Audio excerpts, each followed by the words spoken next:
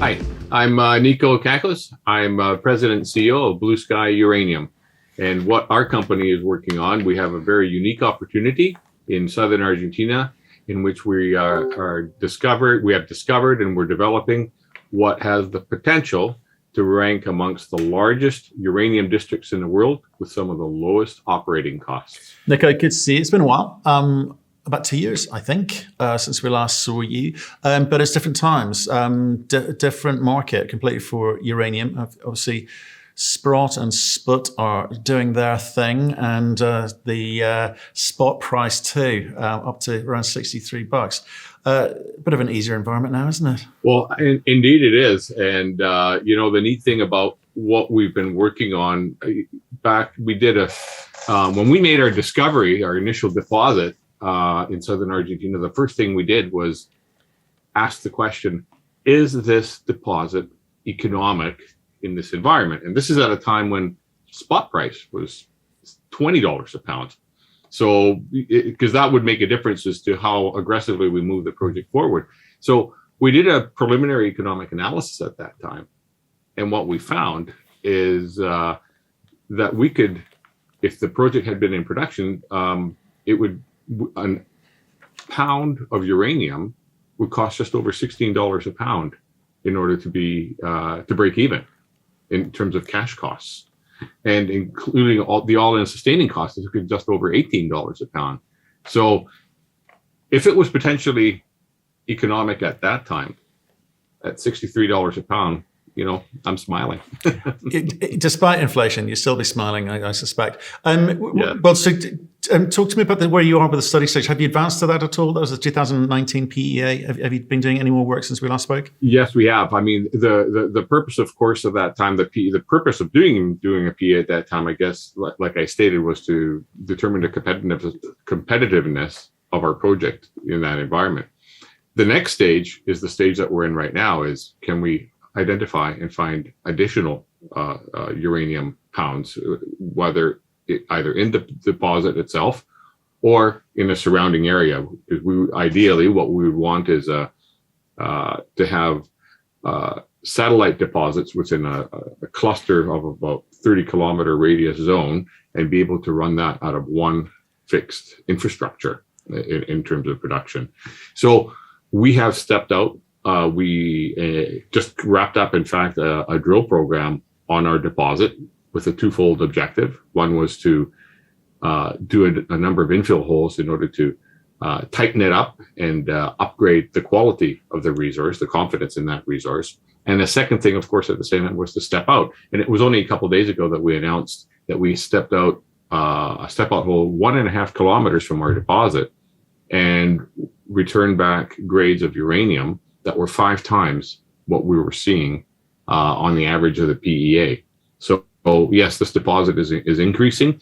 We are finding more uranium, and we're continuously aggressively drilling in the vicinity to continue to do that. Okay, so and I do want to get onto that. But I want to kind of deal with some of the things where people perceive like roadblocks. Right, doing business in Argentina. You're part of the Grosso group. You guys as a group have built mines before, and you can do business in country.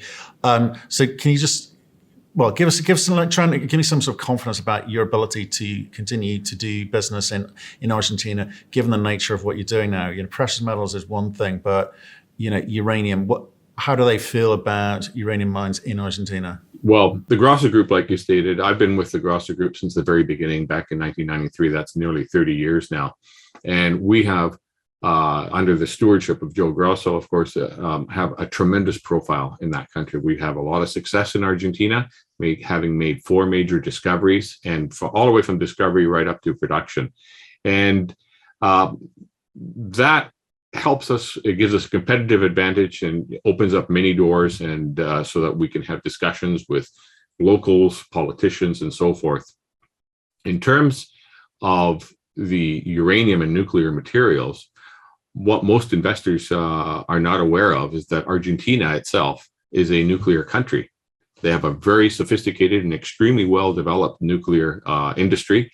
They've been active in the business since the 50s, almost as long as the United States has. and they actually are involved in every facet of the nuclear cycle, except right now, there's no production of uranium.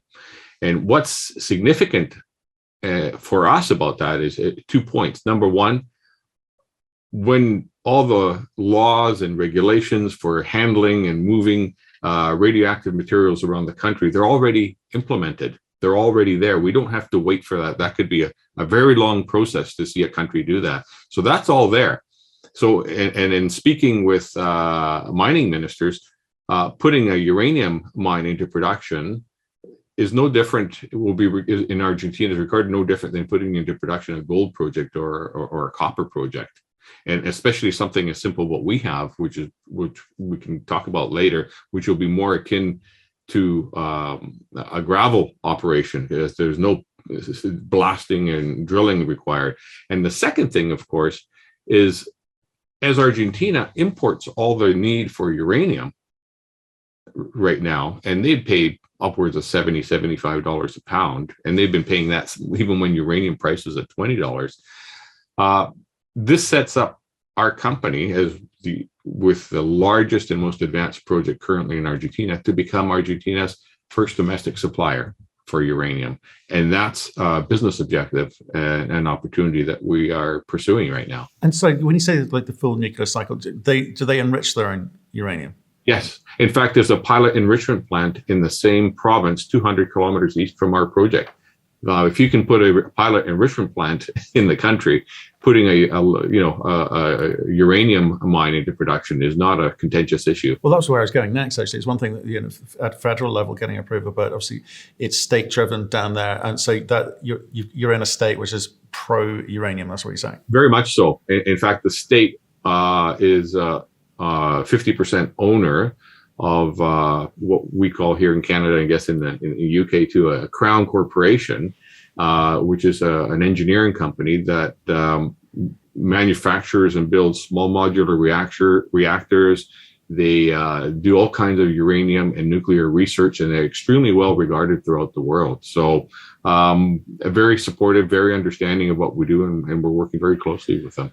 Right. Okay. So PEA in place. You've been doing a little bit of work, but obviously in a different environment. Talk to me about the balance sheet as it stands today, and what you're going to do to be able to kind of advance this project forward. Well, the nice thing about this deposit and this uranium district here is that the mineralization all starts at surface. Our Ivana deposit currently has just under 23 million pounds of uranium and 11.5 million pounds of vanadium. And it all sits within the first 15 to 20 meters starting from surface. There definitely is potential to go at depth, but right now we're focused really on the easy stuff that's at surface. And so what that means, it means exploration is extremely low cost. When we do a drill program, we announce 3,000 or 4,000 meters of drilling. The holes typically don't go deeper than 30 meters. So you get a lot of holes there, and you're able to test and understand a lot of ground. So our balance sheet right now, we're funded to a tune of about $1 million. We've got right now about another $1.5 million Canadian. And I think we'd be looking, I'd like to cash up another couple $1 million to be able to complete our exploration objectives for the next 4 or 5 months. And in the summer, we plan to begin to shift the company towards pre-feasibility study. And that's a different animal and a different cost, and it's something we would fund at that time. Right. Okay. So that's where you're at now. Another couple of $1 million kind of deals with the exploration commitments that you've got in place. If you do move forward at that point with the PFS, I mean, because it's of a certain sort. It's okay. I get the lowest quartile stuff, maybe even lowest decile in ASEC, but it's of a certain size. Do you feel that you need? Is $2 million going to allow you to kind of get it to a size which is can be global, or is this a slightly more provincial play in the sense that you only really need to kind of feed into the Argentine demand? The Argentine demand right now is around 500,000 pounds a year. And as they're building more nuclear reactors there right now, it's projected to go up to about 1 million pounds a year. And according to our PEA, we would be able to supply that with the current small resource that we have right now, and then also be in a position to be net exporters. Now, our goal is we've got 4 well-defined additional targets that we're currently testing. And the idea is, could we find 3 or 4 or 5 additional Ivana deposits, like what we have now? Because these deposits, geologically, are very similar to the kinds of deposits that we see in Kazakhstan. They got the same kind of geological formation.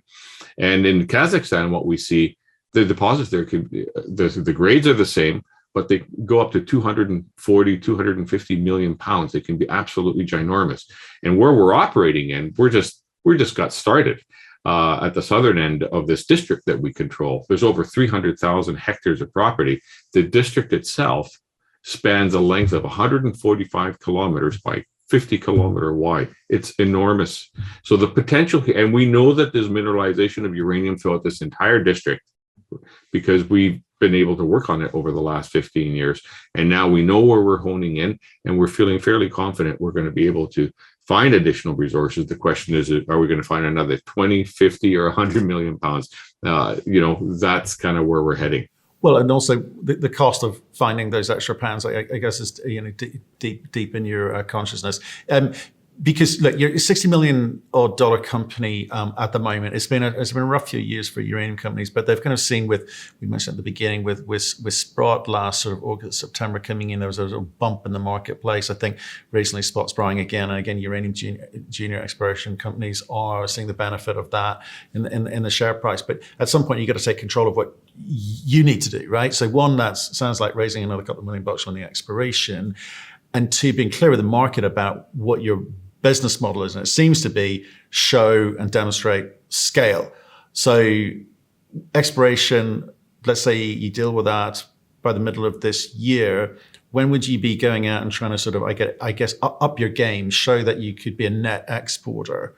I think that's what people want to see, some ambition, as it were. No, absolutely. The next 4 or 5 months are truly focused on exploration, because I think at this point, if we can take this from a 23 million pound company to a 50 or 75 million pound company, it changes the complexion. It'll change our valuation. And the cost of doing something like that, to the tune of a couple of $1 million, I think the return potentially is enormous for our shareholders. And I feel that we owe that to our shareholders to test some of these immediate targets. And then that's why very quickly we're looking towards taking hold of what we've uncovered and then moving that towards pre-feasibility study. Now, that's a study that'll last 10 months to 12 months.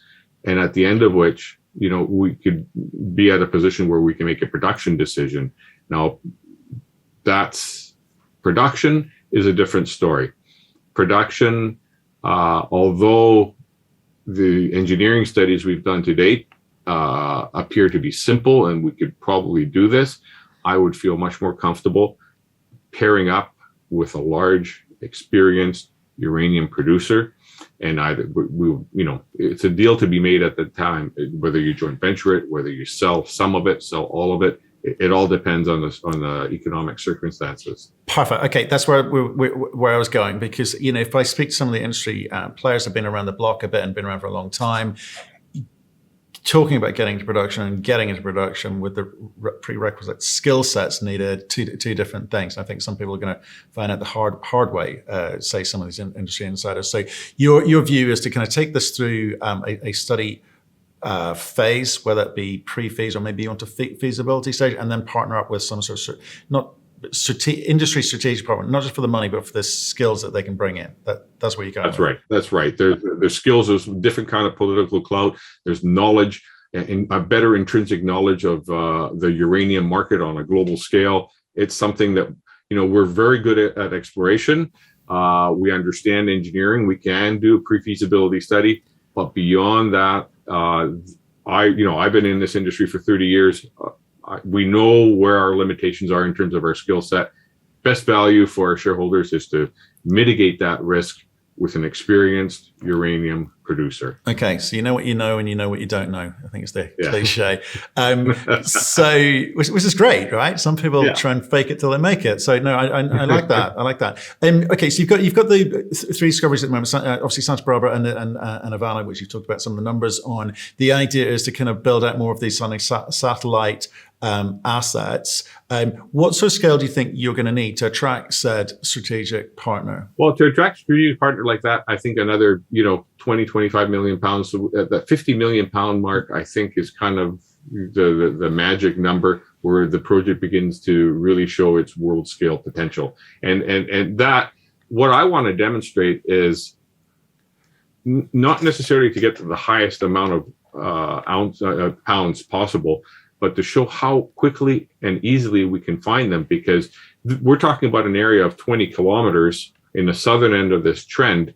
The balance of the trend, well, we can't go developing this entire trend. These districts in Kazakhstan, they were developed over a period of 50 years, but having a good solid base to start from, and then you can begin to, over time, develop the rest of it. But I think it would demonstrate that this entire district has got potential to be 250 million pounds. That's what we're trying to show. Right. So you did say the number. I guess that what I was trying to get to was a case of how much money do you think you're going to need to spend to get to that magic number? And say the market is moving for you, but you're going to be quite keen to do this as quickly as possible, because the way that these cycles work and the way that producers get funded for getting into production is based on term sheets, and there's a bunch of developers trying to get into this front end cycle. So what pace do you think you need to work, or do you feel comfortable working at? I think over the next 4 or 5 months we could be in a position where we'll have tested all these targets. Okay. It'll be very, very quick, and it won't be that costly. Okay, so that comes back to that 2 million component. Fine. Okay, that's correct. Yeah. Interesting times. Right. I'm trying to think where. Just a little bit on the macro again, because you've got to have a sort of understanding of it to work out when and where these conversations need to happen. So, what's your take on obviously what's going on? The US talking about sanctions on the enriched uranium out of Russia. You've got the African developers poised and ready to get where the next taxis off the rank, and you got the North American. Well, you got US trying to work out who the friends are and are not, if they are to sanction Russia. So it's a very sort of complicated environment. So North American relations with Argentina seem quite good. Is that fair to say? Yeah, it's quite good. Western Hemisphere, it's part of North Americans' backyard, so to speak, or welcome mat, whichever way you want to look at it. I think the whole demand for uranium has been happening now for a number of years, 3 or 4 years right now, is what we're seeing, and I think that the primary driver underpinning this demand is the requirement to have stable, safe, secure, and carbon-free generation of electricity. And, while there's a role there for other renewables like wind power or solar power, they can't provide that baseload, consistent energy that nuclear energy can provide. And it's becoming more and more accepted on a global basis. And that's really, on the long term, what's really driving this. There are other factors, like you pointed out. There's the Sprott Uranium Fund and other financial players now that are dabbling in the market. And because the market itself is the volume is so small, it's easy to not manipulate it, but to shrink it and to cause spikes to happen. And now we're seeing geopolitical tensions. Kazakhstan, who's been supplying nearly 50% of the world's uranium. There was a political crisis there that caused another spike in the price of uranium. And now Russia is the other one. There's all kinds of things happening around the world that are limiting the supply of uranium and causing nations in the Western world here to seek safe suppliers and dependent suppliers of uranium for the uranium needs. I mean, I just read this morning that In the UK, for example, their aims by that's right. There's more uranium reactors being built, and they aim to have 25% of baseload power provided by nuclear. Yeah, by 2030. Yeah. One a year until 2020. 2030, yeah, absolutely. Yeah, I mean, like the whole we have a weekly energy show, and we would talk about uranium every week for the last 2.5 years. It's been a great ride in terms of understanding all the geopolitics of for sure. And you've identified and pointed out some of the things which may affect price going forward too. And geopolitics is definitely part of that. Like, just in terms, you keep referencing it's like Kazakhstan. Sorry, I mean, Kazakhstan is predominantly ISR, right? So in what sense do you mean it's like Kazakhstan? Is this an ISR project? There's potential for ISR on this project, but Kazakhstan, they're sandstone type deposits, and they're deep. In our case, they're more exposed at surface with more stacked layers going deep. So because it's at surface and the ground there is unconsolidated or loosely consolidated, you just scoop it up. Okay.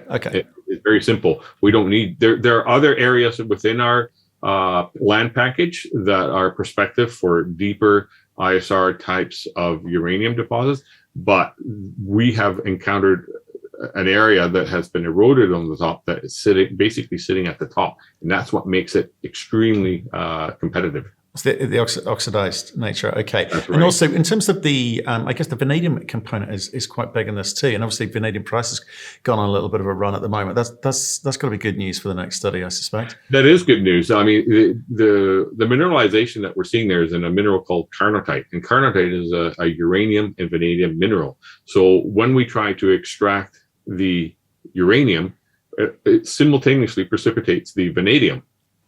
So you get that as a credit. And currently in the PEA, it added anywhere between 5 and 10% of the value came from vanadium. And depending on the price of vanadium, is like you said, the vanadium is going up. That has potential to add more. And the additional drilling that we have been doing, we're actually finding that the overall component of vanadium is now averaging higher than what was initially inputted into the PEA. So potentially there's even more value to be had there from the vanadium component than was originally anticipated.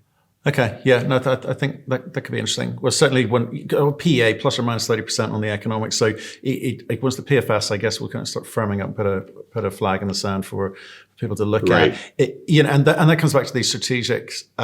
Because do you think that the pool available to you will be limited because of the Argentine factor, or is it easy to get money out of country now? Is it a well understood process? Because obviously this new government is you can get money into the country and you can get money out of the country, and we've seen that. Over the past 30 years, when they had stricter export controls 10 years ago with a sister company, we're putting a project, a gold project, a silver project into production. It was no problem to get money in and out of the country as well.